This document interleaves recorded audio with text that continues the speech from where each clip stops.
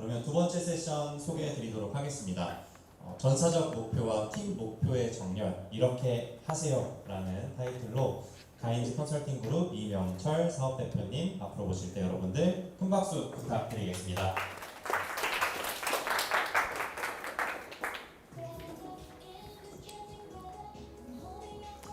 네, 안녕하세요. 가인즈 컨설팅 그룹의 이명철 사업대표입니다. 오늘 여러분께서는 경영 계획이라는 주제를 잊어버리기 위해서 오신 겁니다.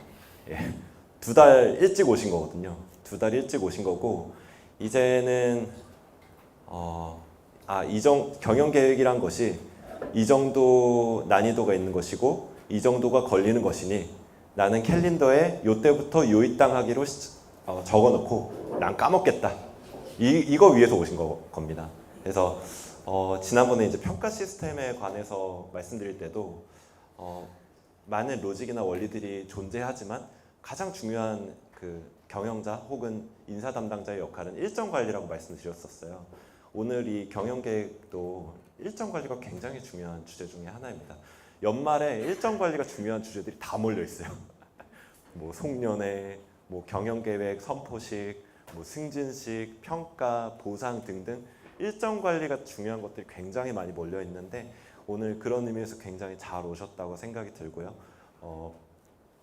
제가 지금 이제 강의해 드리려는 내용 중에 일부는 신준 센터장님이 말씀하신 것들과도 겹치는 내용이 좀 있긴 합니다.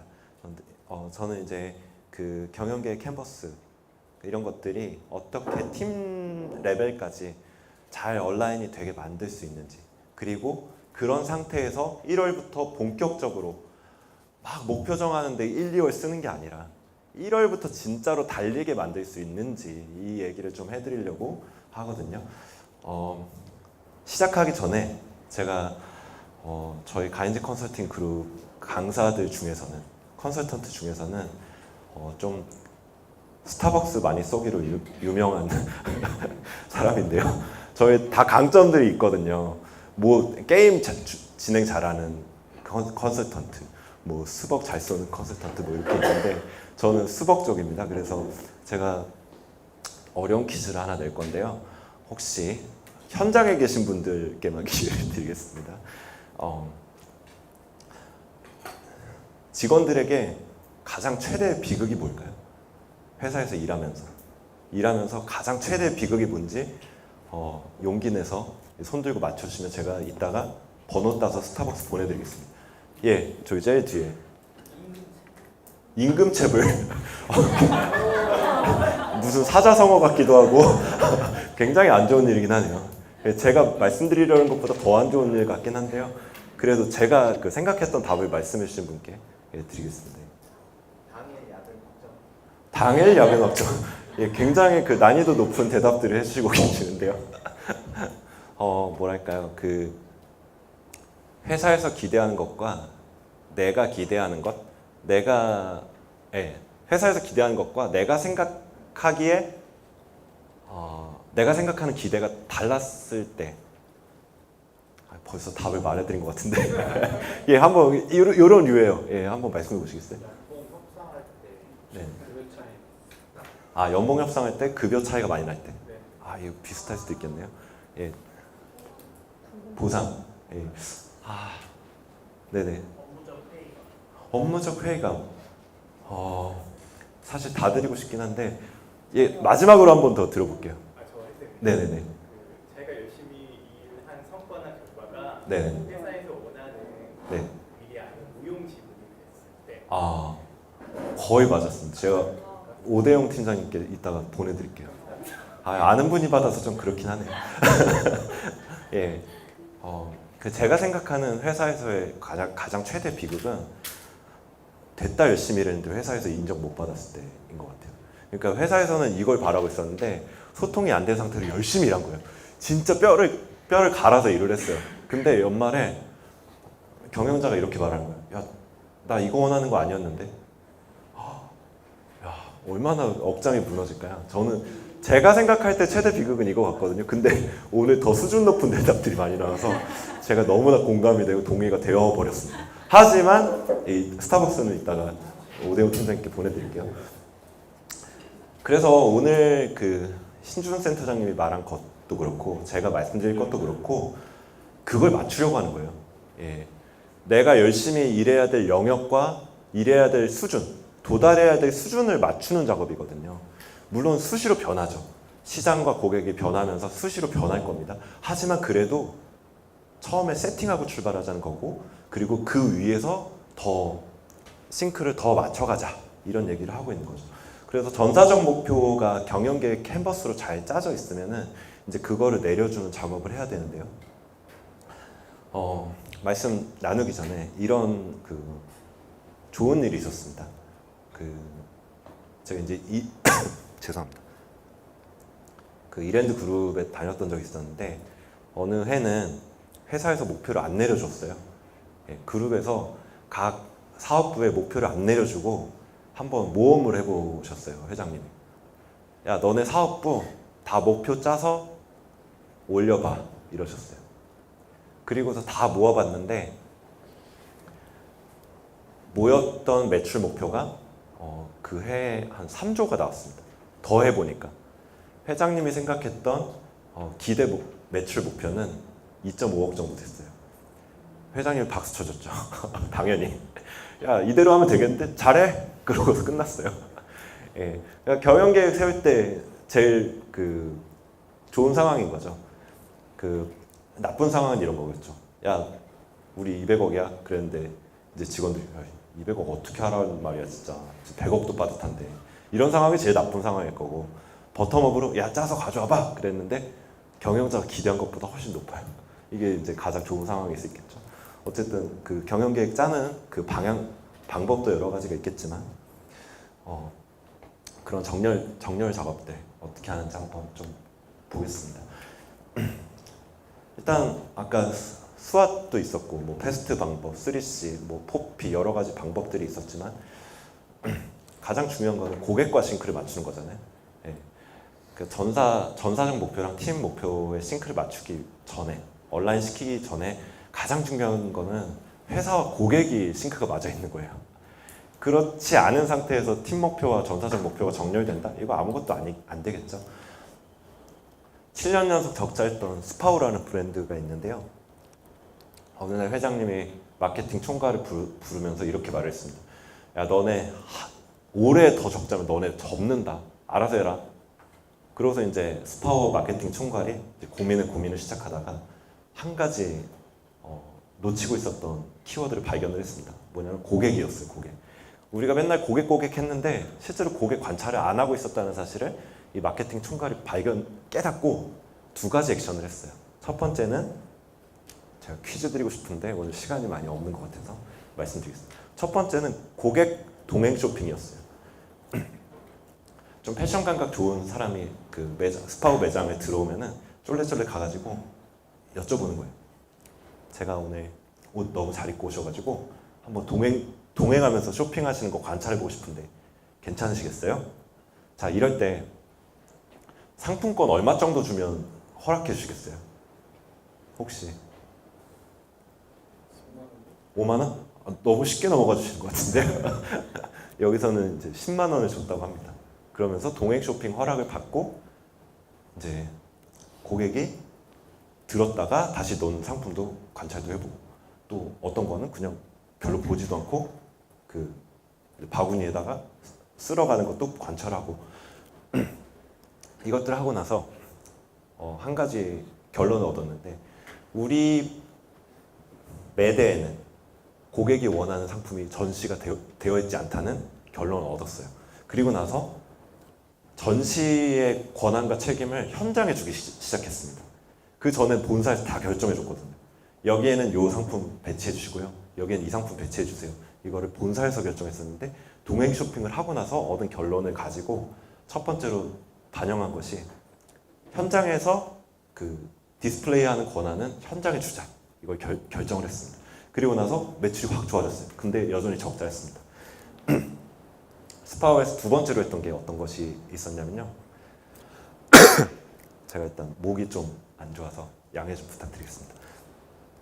두 번째로 했던 것이 옷장 털기였습니다. 프로젝트 이름이 고객 옷장 털기였어요.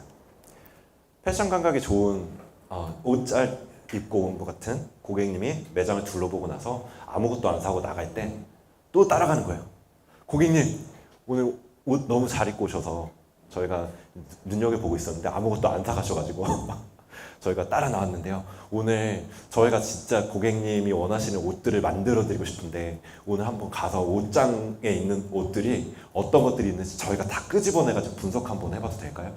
이렇게 말을 했습니다. 자, 한 번 더. 얼마 드리면 옷장 털기 허락하시겠어요?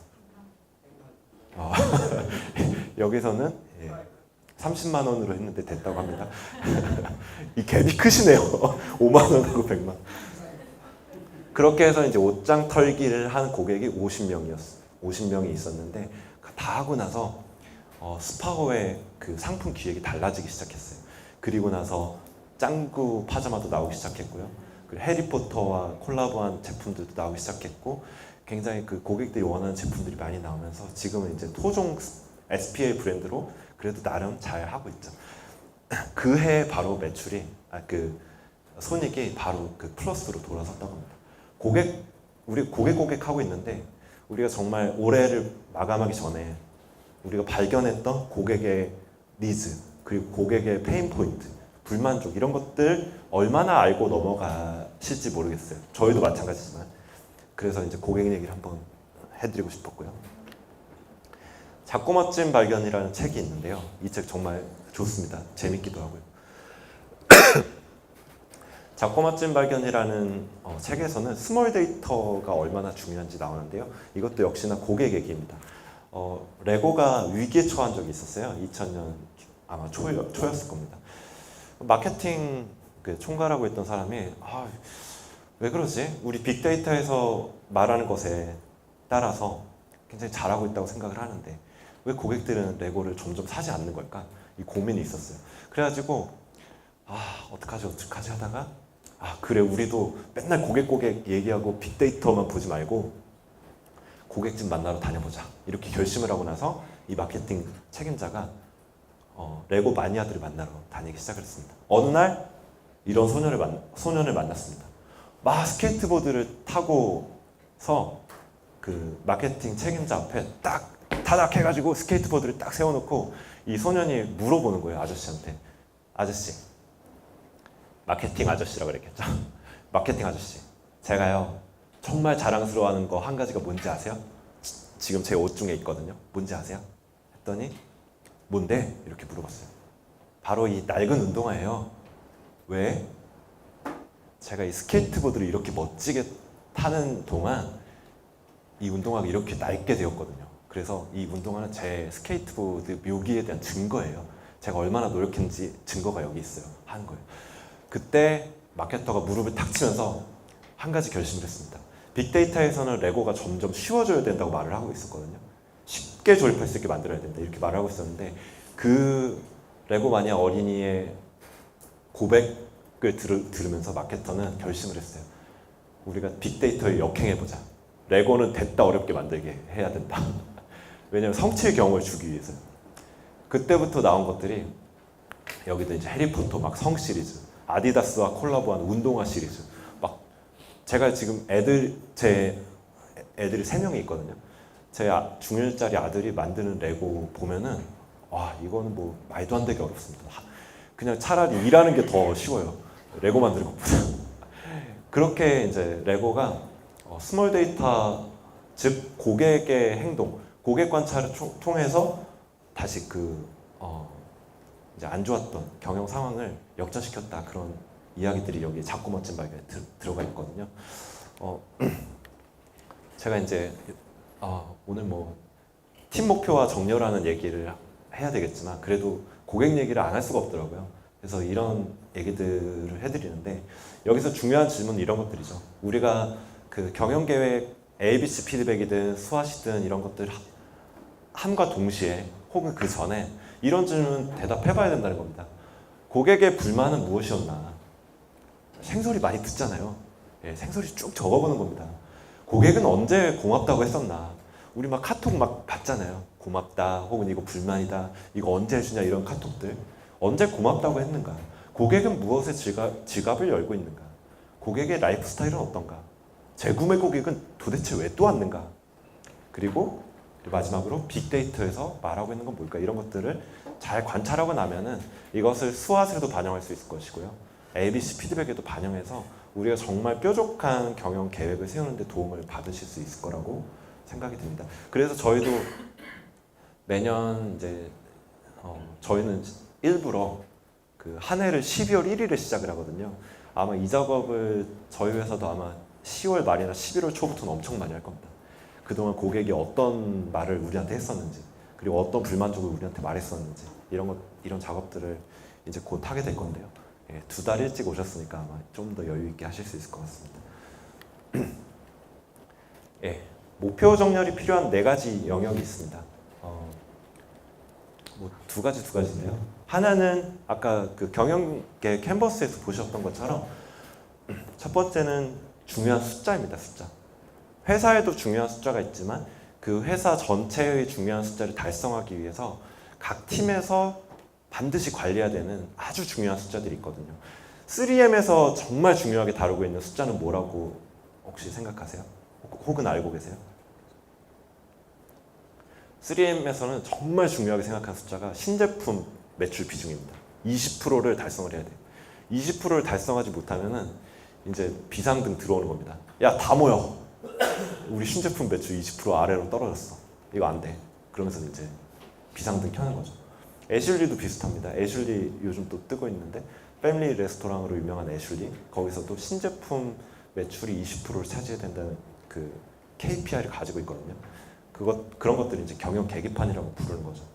우리가 목적지까지 안전하게 정해진 시간까지 가기 위해서 꼭 봐야 되는 숫자들, 이런 것들이 이제 경영 계기판인데, 전사의 경영 계기판이 있다면 팀에도 좀 더 작은 경영 계기판들이 있습니다.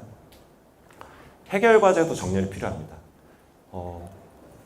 제가 KPI가 만약에 정규직 채용 5명이라고 했을 때 그냥 개고생하면서 채용 5명 하면 KPI는 달성하는 거죠. 그런데 매년 그렇게 해서는 일하는 방법이 늘지 않습니다. 5명을 쉽게 달성해야 되잖아요. 예. 지금처럼 어렵게 달성하면 안 되잖아요. 그런 것들을 위해서 해결해야 되는 과제들, 이것들을 해결 과제라고 부르기도 하고, 그리고 아까 경영계획 캔버스에서 아래쪽에 있던 것들이 그것인데 전략 목표라고 부르기도 합니다. 그런 것들이 회사 전체적으로도 방향성이 결정이 돼야 되고, 거기에 얼라인된, 정렬된 팀 차원에서의 해결 과제도 정해져야 됩니다. 그런데 이제 여기서 그 경영자와 각 팀 간의 쇼부를 봐야 될 영역이 있는 거죠. 첫 번째는 목표의 종류죠, 종류. 우리가 정규직 채용이라는 목표를 중요하게 생각할 것인가, 혹은 다른 것이 더 중요한가, 이런 결정을 해야 될 것이고, 그게 이제 목표의 종류에 관한 것이고요. 도전의 수준, 과연 5명이 도전적인 숫자인가. 네. 우리가 내년에 적어도 8명 정규직 채용을 해야 진짜 도전적인 숫자라고 우리가 인정할 수 있지 않을까, 이런 이야기들을 하는 거죠. 그래서 해결 과제도 마찬가지고 경영 계기판, 그러니까 중요한 숫자, 우선순위 과제에 대해서 종류도 결정하고 도전하는 수준도 결정을 경영자와 팀 간에 이제 쇼부를 보고 또 싱크를 맞추면 이제 이게 이제 정렬이 잘 됐다, 이렇게 볼 수 있겠습니다. 요거는 이제 제가 송파구의 W 기업에서 컨설팅 경험이 너무 좋았어가지고 맨날 사례를 가져왔는데, 이것도 이제 송파구에 있는 W 기업의 B 사업부의 사례입니다. 아까는 경영계획 캔버스만 보여드렸는데요. 이렇게 3개년짜리 비전 로드맵을 같이 짜는 회사도 있거든요. 우리가 3년 동안 요런 그 국면으로 성장을 할 것인데, 그걸 위해서 우리 올해 경영계획 캔버스는 이거다라고 이렇게 좀 세트로 좀 작성한 것 중에 하나입니다. 제가 이따가 아까는 경영계획 캔버스만 그 파일이 올라간 것 같은데, 요 비전 로드맵도 이따가 올려드릴게요. 그래서 오픈 채팅방 아직도 안 들어오신 분 계시면 꼭 들어와 주세요. 제가 그래야지 한 번에 공유 드릴 수 있으니까요. W 기업은 사업부가 5개가 있습니다. 5개 사업부가 있고 총 직원 수는 한 50명 정도가 있는데, 이 이 W기업에서는 전사적 경영계획 캔버스도 있는데 각 사업부별로 경영계획 캔버스를 짜게 만들었었어요. 그러다 보니까 이런 비전 로드맵도 사업부별로 짜고 그리고 경영계획 캔버스도 사업부별로 짰죠. 그런데 여기 왼쪽에 보실게요. 매출이 엑설런트 수준이 231억으로 되어 있고 전년도에 비해서 18% 성장한 걸로 되어 있죠. 굿 수준은 227억으로 되어 있고 전년도에 비해서 16% 성장한 걸로 되어 있습니다. 자, 처음부터 231억, 227억으로 가져왔을까요? 아닙니다. 가져와! B사업부 너네 가져와! 그랬더니 이제 이렇게 가져온 거죠. 대표님 저희는 굿 수준이 215억, 엑설런트 수준이 220억이라고 보았습니다. 하면서 이제 비전 로드맵 내민 거죠. 어떻게 생각하세요, 대표님? 그리고 괄호하고서는 이렇게 말하고 있었어요. 동의해 주세요, 제발. 동의해 주세요, 제발. 그랬는데 이제 경영자님은 그 미팅에서 B 사업부 리더와의 미팅에서 나는 동의가 쉽지 않은데 자네 사업부 실력이면 사실 굿 수준이 230억은 되어야 한다고 생각해. 좀 더 도전해 볼 생각 없나? 이렇게 하고 이제 빠꾸를 시켰죠. 그렇게 해서 이제 결과적으로 그 쇼부를 본 숫자가 231억, 227억이었습니다. 이 과정이 연말에 벌어지죠. 예. 특별히 그냥 탑다운으로 내려주지 않는, 그리고 그게 더 저는 좋은 방향성이라고 생각이 드는데 방향성은 제시를 해주더라도 탑다운으로 한번 너네가 얼마만큼 도전해 볼 생각인지 한번 가져와 봐라. 그러고 나서 같이 소통하는 게 굉장히 중요한데요. 여기도 이제 방향성을 정해주셨었지만 너네 231억 해야 돼. 이런 식으로 정하지 않고 일단 받고 나서 거기서 소통을 이어가셨던 거죠. 그래서 이렇게 양식을 먼저 주고 우리 회사에서 내년에 정말 중요한 거 이거야 라고 말해준 상태에서 한번 짜봐. 이렇게 해서 이제 소통을 시작하시면은 좀 목표를 정렬하는데 도움을 받으실 수가 있습니다.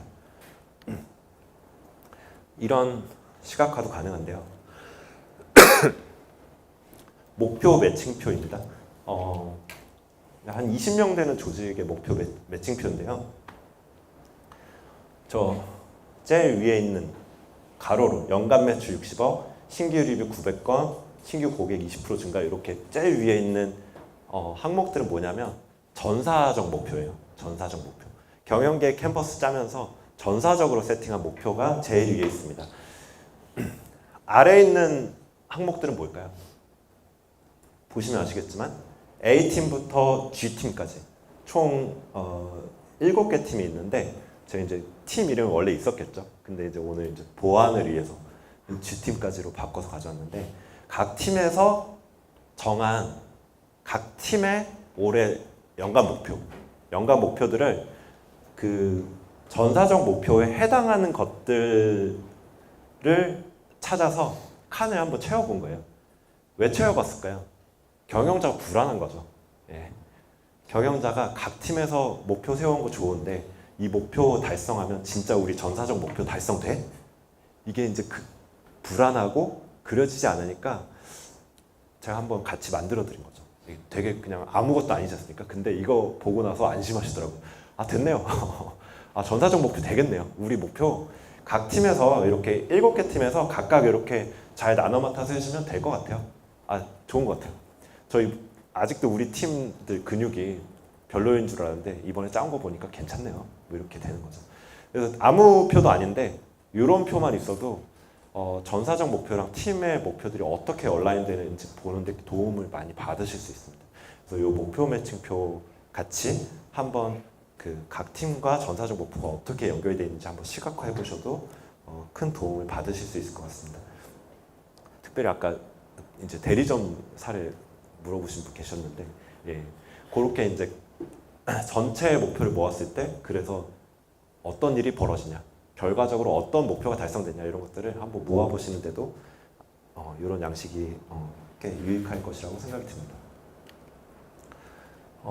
시각화 도구 두 번째는요. 소위 이슈트리라고 부르는 그 약간 그 피시본, 생선 가시 같은 맵인데요.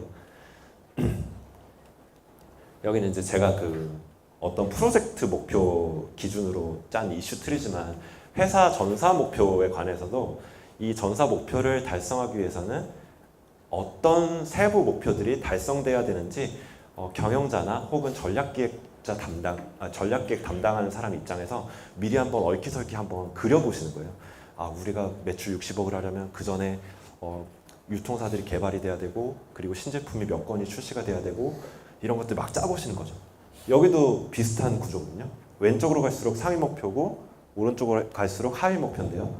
한 달 안에 10명, 인재 10명을 채용하려면 어떤 과제들이 혹은 어떤 목표들이 먼저 선행이 돼야 될까? 또 이게 되려면 어떤 목표가 해결이 돼야 될까? 이거를 짜본 거죠. 그냥 담당자, 그러니까 팀에서 짜오겠지만 그래도 경영자 입장에서 혹은 전략기획 담당자 입장에서 그냥 한번 짜본 거예요.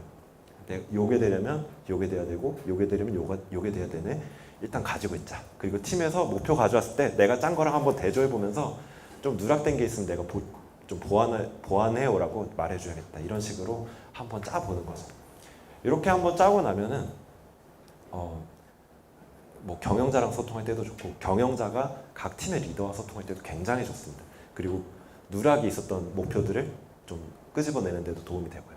그래서 앞에서 보여드린 것처럼 목표 매칭표를 써보시거나 이런 식으로 한번 이슈트리 같이 우리 전사 목표를 달성하기 위해서 어떤 것들이 필요한지 한번 이렇게 초안처럼 한번 작성해 보시는 것도 굉장히 유익할 거라고 생각이 듭니다.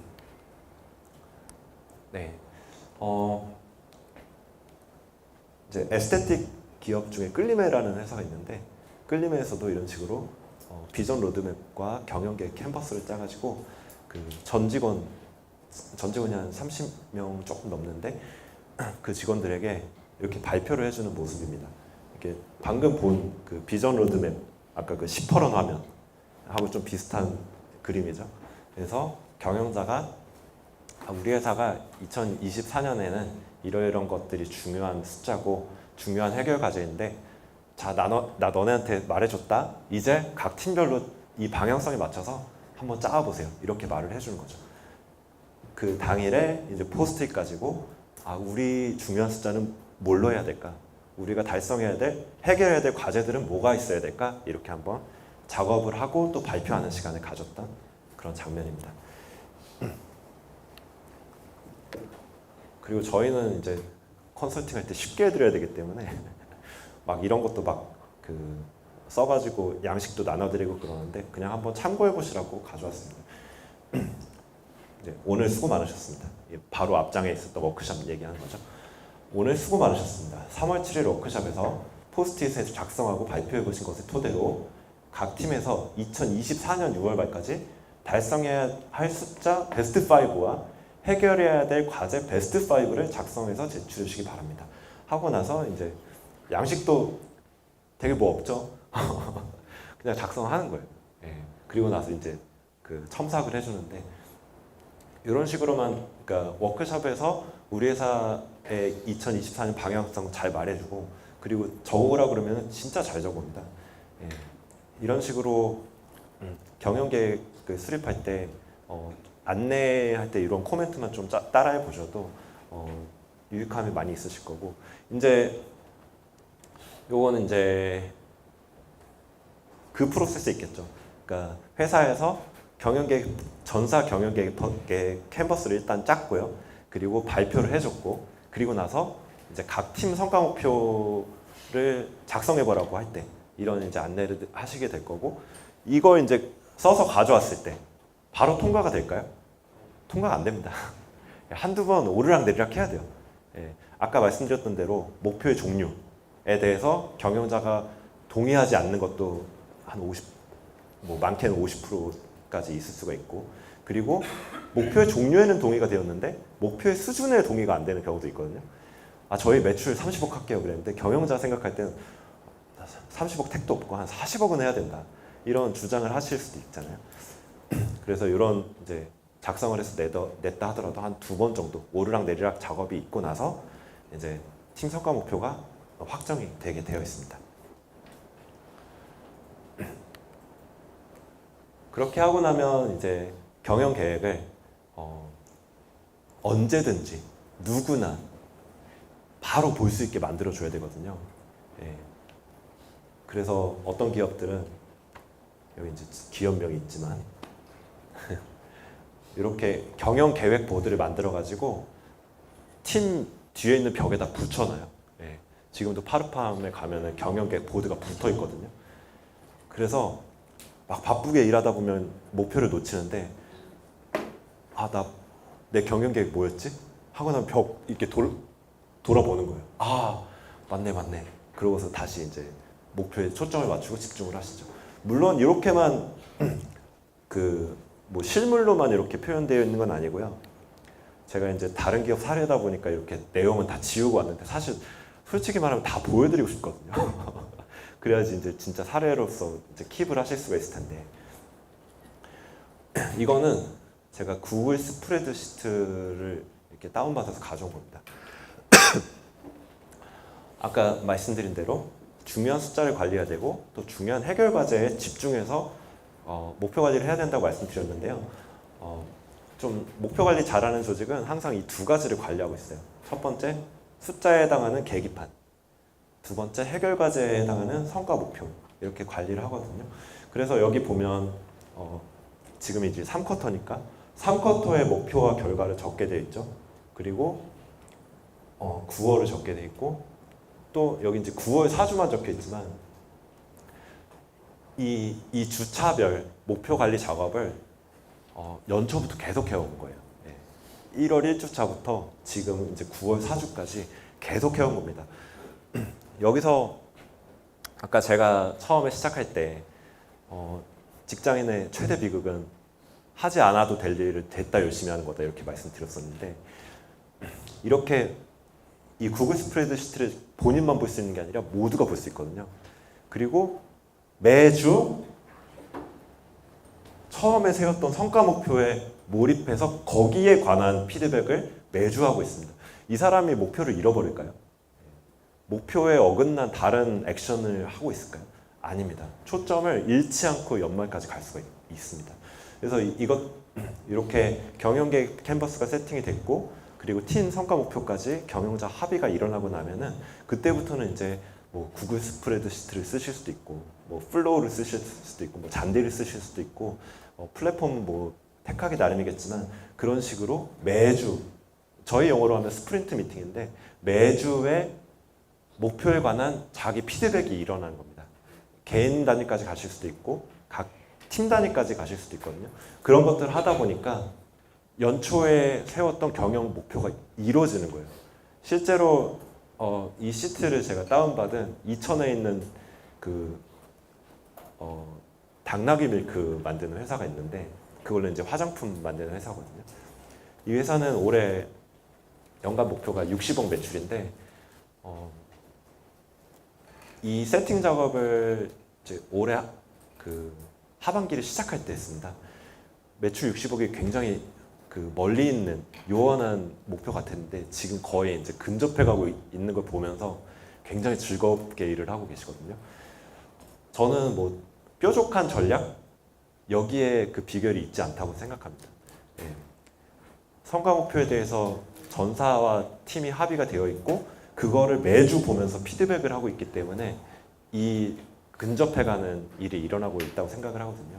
그래서 이런 도구를 가지고 각자의 성과 목표를 달성할 수 있도록 도와주시다 보면은 일단 목표의 정렬이 일어나고 그리고 액션의 정렬이 일어나고 연말에 정말 뿌듯하게 12월 31일에 퇴근할 수 있는 직원들이 더 많아질 거라고 제가 감히 장담을 좀 드릴 수 있을 것 같습니다. 자, 근데 이제 여기까지 가는데 얼마나 걸릴까 이제 생각을 해보시면 제가 아까 일정 관리가 중요하다고 말씀드렸었는데 짧아도 이만큼 걸릴 겁니다 아마. 예. 각 팀에서 ABC 피드백이든 어떤 도구들을 사용해서 연간 피드백을 해보고 그리고 전사의 경영계획 캔버스 작성을 위해서 리더들이 모여서 전략 워크숍을 떠나고 그걸 통해서 작성한 경영계획 캔버스를 전 직원에게 발표해주고 그걸 가지고 팀에서 각 팀의 성과 목표 수립을 해서 합의를 하고 그리고 개인 단위까지 하는 기업들은 개인 성과 목표까지 리더가 합의를 해주고 마지막으로 이제 뭐 플랫폼은 각자 선택하시겠지만 주간 스프린트, 주간 피드백 미팅을 시작한다. 여기까지 6주 정도 걸리거든요. 최소 6주입니다. 그럼 언제 시작해야 될까요? 11월 말 3, 4주에는 시작을 하셔야 된다는 얘기거든요. 그래서 평가 시스템이나 뭐 보상 시스템처럼 이것도 오늘 단 하나 해야 될 것이 있다면 그거는 캘린더에다가 일정 박아놓는 겁니다. 언제 우리가 각 팀의 연간 피드백을 시작하겠다. 이거를 캘린더에 박아놓고 직원들한테 공지해 주는 겁니다. 그게 아마 오늘 하셔야 될 첫 번째 일이 되실 텐데요. 그렇게 하고 나면 다음 프로세스들을 아주 스무스하게 가실 수 있을 거고요. 만약 오늘 그 작업을 안 하시면은 연말에 쫓기게 되실 거예요. 그래서 저는 이제 이렇게 대략 6주 프로세스로 짜 왔는데 우리 기업에서는 어떤 프로세스로 가야 될까? 요걸 좀 참고하셔가지고 한번 짜보시고 그리고 양식도 어떤 것들을 활용하실지 한번 결정을 하신 상태에서 이제 11월부터 프로세스를 잘 돌아보시면 좋을 것 같습니다. 네, 오늘 제가 강조해드리고 싶은 것 딱 3가지로 정리를 해봤는데요. 첫 번째는 회사 전체의 경영계획 캔버스를 먼저 공유해 주셔야 되는데 그러기 위해서는 이 전체 프로세스를 11월 3, 4주에는 아마 시동을 거셔야 될 거다. 이렇게 말씀드리고 싶고요. 그리고 중요한 숫자와 더불어서 해결 과제가 중요합니다. 네. 아까 말씀드린 대로 중요한 숫자를 더 쉽게 달성할 수 있으려면 과제를 해야 되거든요. 네. 예전에도 말씀드렸지만 저희 회사는 365일 동안 인턴 사원들이 매일 한 5명씩 계속 상주를 하고 있습니다. 그리고 그 친구들 중에서 정말 함께 일하고 싶은 사람을 정규직 채용을 하고 있거든요. 근데 인턴십 시스템이 없었을 때는 저희가 정규직 채용이 진짜 힘들었어요. 근데 인턴십 시스템 만들기라는 해결 과제를 저희가 완료를 하고 나니까 정규직 채용이 쉬워지더라고요. 예. 그래서 중요한 숫자만 중요한 것이 아니라 숫자만 중요한 게 아니라 우리가 반드시 갖춰야 될 시스템에 관해서 해결 과제로 정의를 해놓고 그것을 경영계획에 포함시키셔야 2025년에는 정말 우리가 질적인 변화를 경험하실 수 있을 거다 이렇게 좀 말씀드립니다. 그래서 그것들이 팀 성과 목표에 잘 반영되게 도와주셔야 되고요. 마지막은 세팅한 팀 성과 목표 아까 보여드렸던 경영계획 보드처럼 어떻게 하면 시각화할까? 어떻게 하면 자주 눈에 띄게 만들어줄 수 있을까? 이렇게 고민을 하시고 그걸 가지고 이제 주 단위로 관리를 시작하시면 되겠습니다. 이게 이제 말이 쉽죠. 굉장히 지난한 과정이고 또 어떤 것들은 또 어떤 사내 코치를 발굴해야 될 때도 있고 또 외부에서 코치의 힘을 빌려야 될 때도 있는데 어쨌든 하셔야 된다는 겁니다. 이것들이 12월 말까지 잘 완료가 되고 나면 1월부터 정말 성과에 몰입할 수 있게 되실 거고요. 이게 잘 안 된 상태에서 1월을 맞이하면 거의 한 2월 중순까지 이 성과 목표 세팅하는 데 매달려 계실 거예요. 얼마나 아까운 시간이에요. 그래서 이런 것들을 연말에 캘린더에 잘 넣으시고 잘 운영해 보시면 좋을 것 같습니다. 네, 혹시 지금 시간이 몇 시인지 알 수 있을까요? 58분. 네, 제가 오늘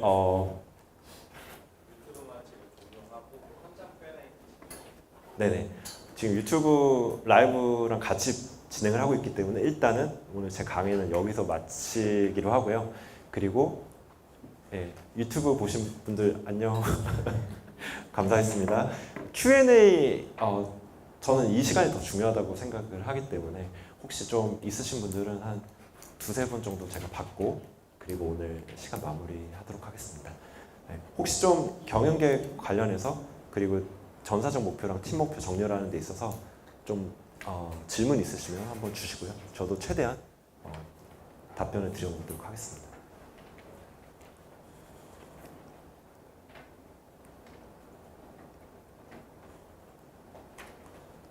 팀별로 목표가 상충되는